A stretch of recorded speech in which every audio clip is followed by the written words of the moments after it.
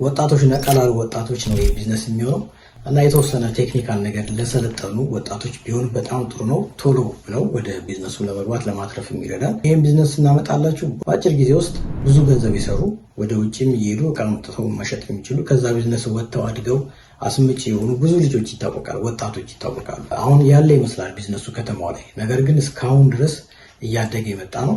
በቀላሉ እንዴት እንደምትሰሩት እነግራቸዋለሁ። ሰብስክራይብ ካላደረጋችሁ ግን አታገኙም። ስለዚህ ሰብስክራይብ አድርጉን። ስለምታዩን ሙሉን እናመሰግናለን። ቢዝነስ አይዲያ ነው። ስለዚህ ለማንም ሼር ብታደርጉት በጣም ነው የሚወዷችሁ፣ በጣም ነው የሚደሰቱባችሁ። በዚህ ሰዓት ሰዎች በጣም ብዙ ነገር ሼር ይደራረጋሉ። ቢዝነስ ግን ሼር ስታደርጓቸው ደግሞ በጣም ጥሩ ነው። ስለዚህ ሼር ማድረግ እንጠይቃቸዋለን ማለት ነው። ብዙ ቢዝነስ አይዲያዎች እያመጣንላችሁ ነው። ቢዝነስ አይዲያ ብቻ ሳይሆን ቢዝነሳችሁ እንዴት ራን እንደምታደርጉት ከመጀመሪያ ጀምሮ ማለትም ከሀሳብ ጀምሮ ያለውን ነገር እና ልምዶች የሚያስፈልጉ ነገሮችን በሙሉ እያመጣው በዚህ ቻናል ላይ በሳምንት 2 ቀን ጥሩ የሆኑ 5 ደቂቃ 6 ደቂቃ የሚወስዱ ግን በጣም ብዙ ጊዜ ለመማር ብዙ ጊዜ ነው የሚወስደው፣ ልምድም ለማግኘት ብዙ ጊዜ ነው የሚወስደው። እኛ ግን በዚህ ይዘንላችሁ መጥተናል።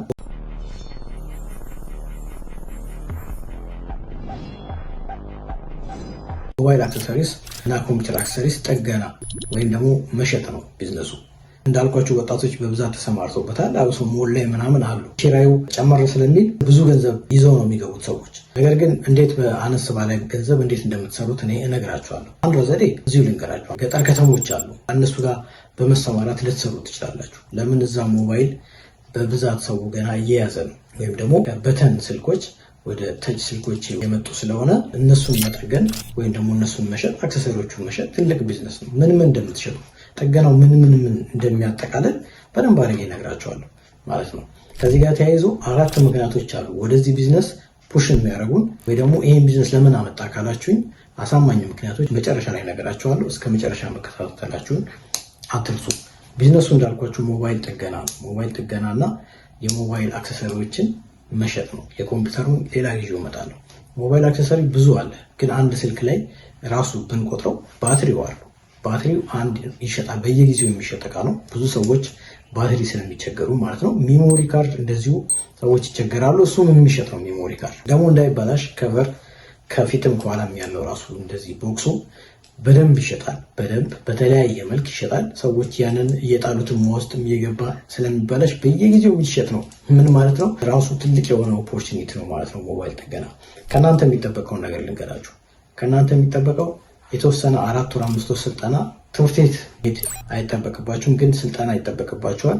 ስለዚህ ከዚህ በፊት የጀመሩ ሰዎች ጋር በመሄድ ክፍያም ከጠይቋችሁ ከፍላችሁ ከሚመጣው ደንበኛ ጋር ሪል ታይም የሆነ ትሬኒንግ ትወስዳላችሁ። ያንን አድርጉ። ትምህርት ቤቶችም አሉ ስልጠናዎች፣ በዚህ መሳሪያ ተጠቀሙ በዚህ የሚሉ እሱን ነገር ስልጠና ማግኘት ይኖርባቸዋል። የተወሰነ ገንዘብ ለቤት ክራይ፣ ለአክሰሰሪዎች እቃዎች ምናምን መግዣዎች፣ የመጀመሪያ ፌዝ ደግሞ የምትሸጡት እቃዎች አሉ። በኋላ በዝርዝር እነግራችኋለሁ። እነሱን የምትገዙበት የተወሰነ ገንዘብ ያስፈልጋል።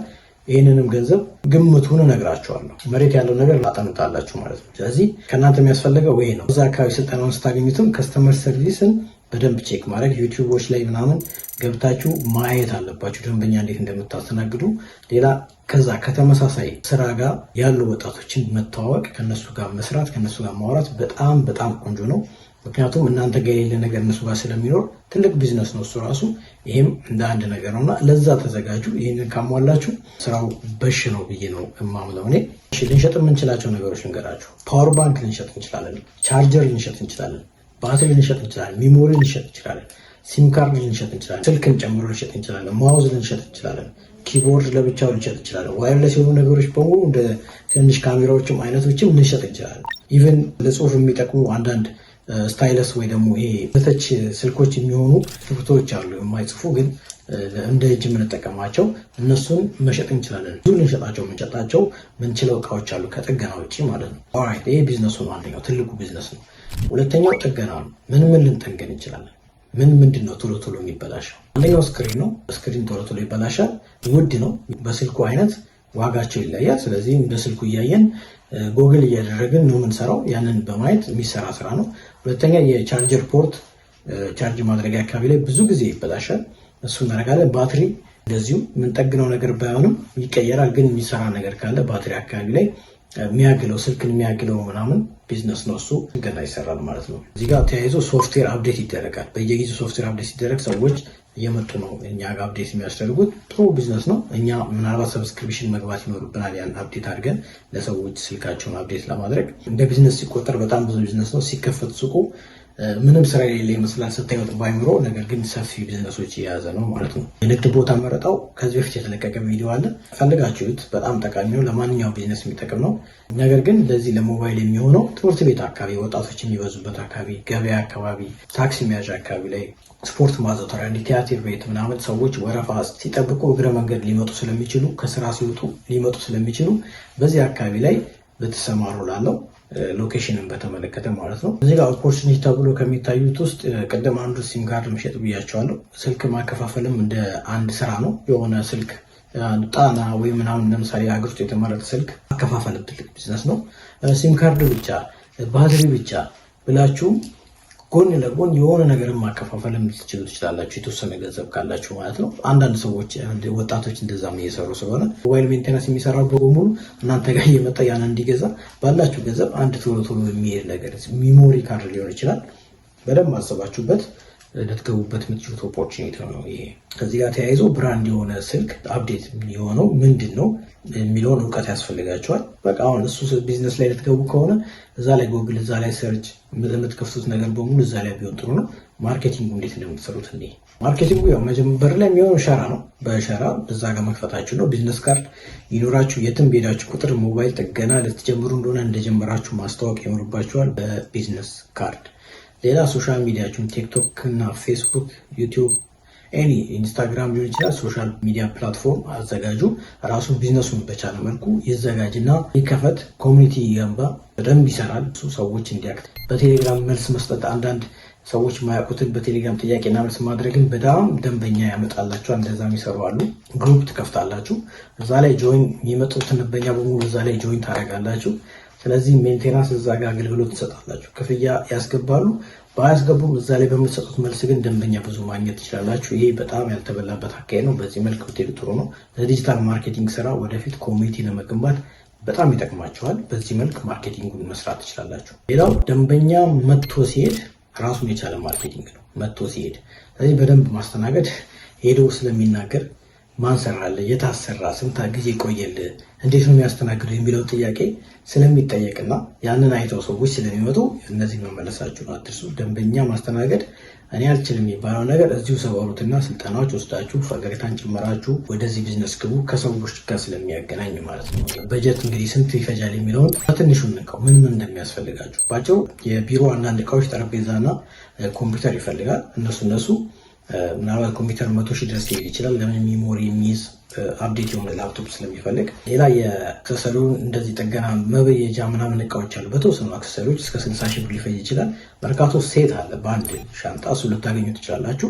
እስከ 60,000 ሊሆን ይችላል። እንደዚህ ሲም ካርድ መክፈቻ ምናምን ራሱን የቻሉ መፍቻዎች፣ የስልክ መፍቻዎች አሉ። እሱ የምትገዙበት ማለት ነው።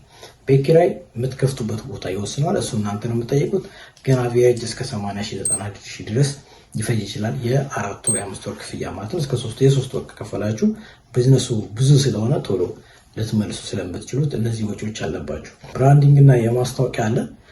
ፈርኒቸር ቅድም ነግራችኋለሁ። ጠረጴዛ ሙሉን የቻለ ወንበር በሙሉ ልትሄዱ ትችላላችሁ። በዚህ መልክ በተወሰነ ስንት ብር ሊፈጅ ይችላል የሚለውን በዚህ መገመት ትችላላችሁ ማለት ነው። ስለዚህ ቢዝነሱ ይሆነኛል አይሆነኝም ባላችሁ ገንዘብ ብታዩ ሰዎች በዚህ መልክ ትሄዱ ትችላላችሁ ማለት ነው። ኦልራይት፣ አሁን ወደ መጨረሻው ስለደረስን አራቱን ለምን ይህን ቢዝነስ ትነግረናለህ ካላችሁኝ አራቱን ነግራችኋለሁ። አንደኛ ሃይ ዲማንድ አለው። ቅድም እንዳልኩት ከተማ ላይ የኛ ሀገር ገጠር ከተማም ሆነ አዲስ አበባ ላይ ሰው ስልክ ቶሎ ነው የሚቀይረው። ዩዝድ ስልክ ነው የምንጠቀመው ብዙዎቻችን። አፕዴት የሆነ ኦሪጂናል የሆነው ስልክ ሳይሆን ሃይ ኮፒ የሆነ ስለምንጠቀም ቶሎ ጥገና ቶሎ ይፈልጋሉ። ቢዝነሱ ብንገባበት የሚያዋጣ ነው ማለት ነው። ሌላው ፕሮፊት ማርጂኑ ሃይ ነው። ከእናንተ የሚፈልገው አንድ የፊክስድ ወጪዎቹ ብዙ ናቸው። ከዛ ካወጣችሁ በኋላ ግን በእናንተ በእውቀታችሁ በእጃችሁ የምታገኙት ነገር ስለሆነ ፕሮፊት ብዙ ይገኝበታል ማለት ነው።